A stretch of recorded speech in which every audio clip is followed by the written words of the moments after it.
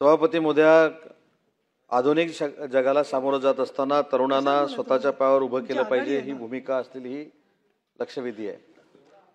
आणि या लक्षवेधीमध्ये श्रीकांत भारती साहेबांनी अनेक महत्त्वाचे मुद्दे या ठिकाणी मांडलेत, परंतु उत्तर देत असताना थोडं मी सविस्तर उत्तर एवढ्यासाठीच देणार आहे की सचिन भाऊ, याचं उत्तर मी सविस्तर एवढ्यासाठीच देणार आहे की काही ज्या पॉलिसीज होतात त्या पॉलिसी कधी होतात, त्या कधी झाल्या पाहिजेत, त्याला काही वेळ ठरलेले आहेत।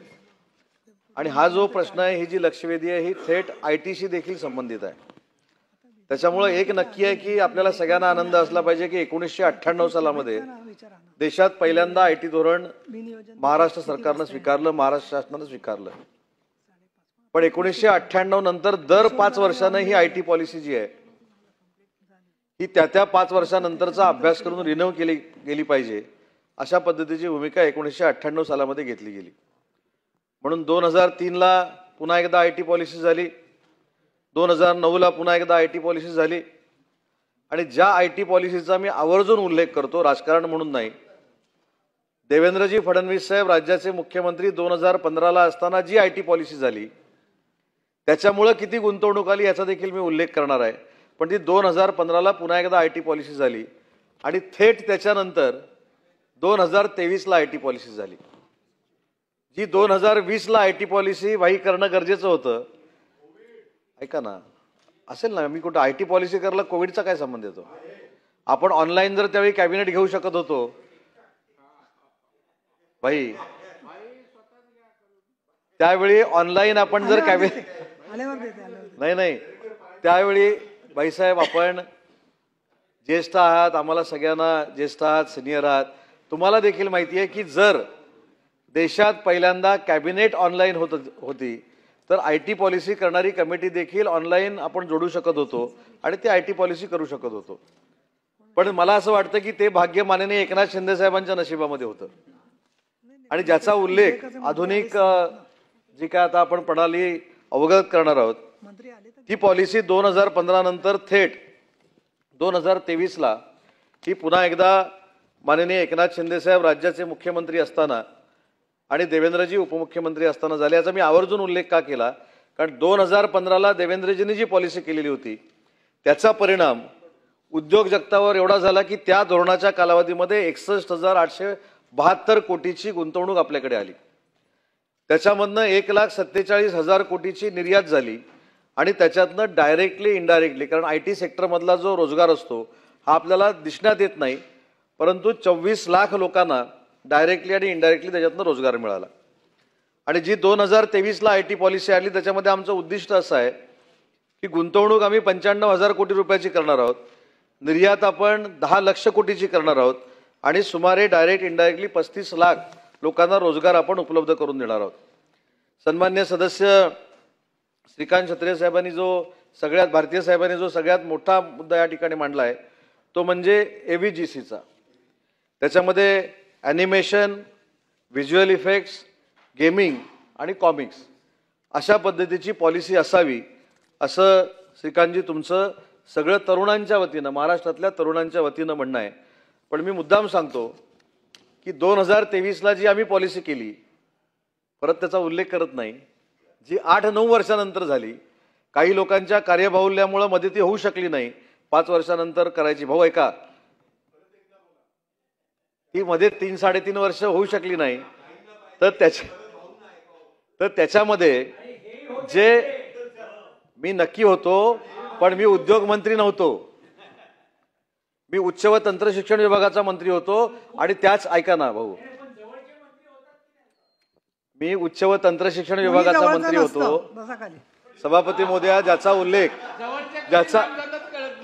उल्लेख सचिन भाऊनी केला, ज्याचा उल्लेख सचिन भाऊनी केला, मी उच्च व तंत्र शिक्षण विभागाचा मंत्री होतो आणि त्याच वेळी डॉक्टर माशेलकर साहेबांच्या समितीचा अहवाल हिंदी सक्ती करण्याचा स्वीकारला गेला, हे देखील या ठिकाणी नमूद करतो। कोणी केलं तर तुम्हाला माहिती आहे। तर 2023 ला जी ही पॉलिसी आली त्याच्यामध्ये श्रीकांतजी, ह्याच्यामध्ये मगाशी जे मी हे सांगितलं की ॲनिमेशन असेल, व्हिज्युअल इफेक्ट्स असतील, गेमिंग असतील आणि कॉमिक्स असतील, हे सगळ्या गोष्टी त्याच्यामध्ये अंतर्भूत केलेल्या आहेत।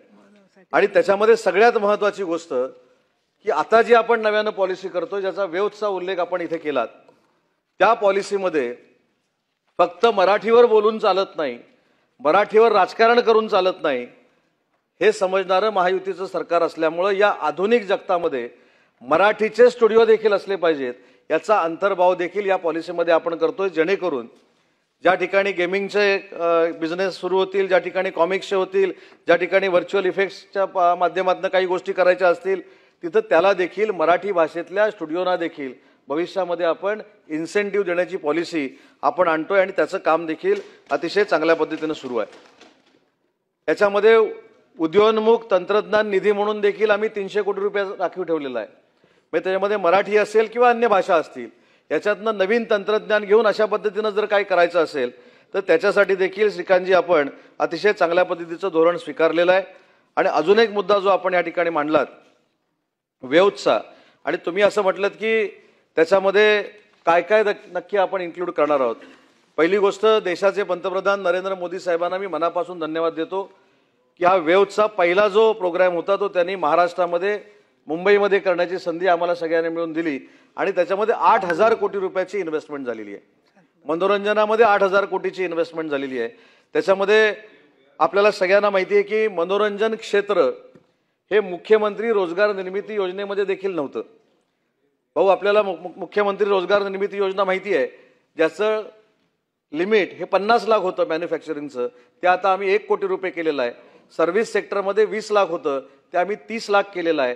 मराठी माणूस जर मराठी स्टुडिओसाठी काही छोटे मोठे स्टार्टअप सुरू करणार असेल तर ते मनोरंजनाचं क्षेत्र देखील मुख्यमंत्री रोजगार निर्मिती योजनेमध्ये इन्क्लूड करण्याचा निर्णय आम्ही यापूर्वीच घेतला आहे. त्याच्यामुळं मराठी चित्रपटसृष्टी, मराठीमध्ये गेमिंग जर करायचं असेल, मराठीमध्ये जर अजून जाऊन काय पुढं करायचं असेल तर त्याचा देखील अनुदानाचा प्रश्न या ठिकाणी सुटणार आहे.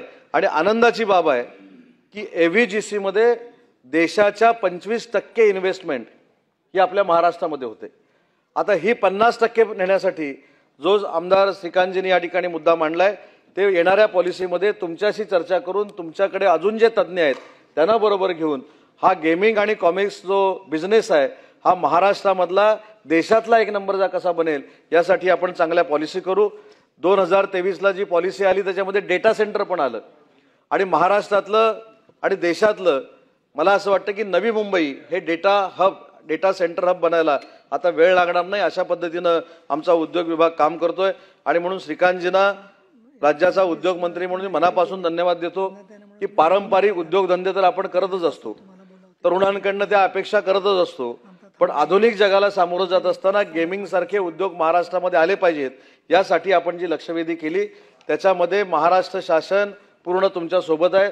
तुमच्याकडे जर याच्यामधले तज्ज्ञ असतील तर त्यांच्याबरोबर देखील एक बैठकीचं आयोजन केलं जाईल आणि लवकरात लवकर तुम्हाला अपेक्षित असलेली आणि महाराष्ट्रातल्या तमाम आधुनिक जगाला सामोरं जाणाऱ्या तरुणांना अपेक्षित असलेली पॉलिसी ही महाराष्ट्र शासनाचा उद्योग विभाग नक्की आणेल, हे लक्षवेधीच्या माध्यमातून या ठिकाणी मी जाहीर करतो.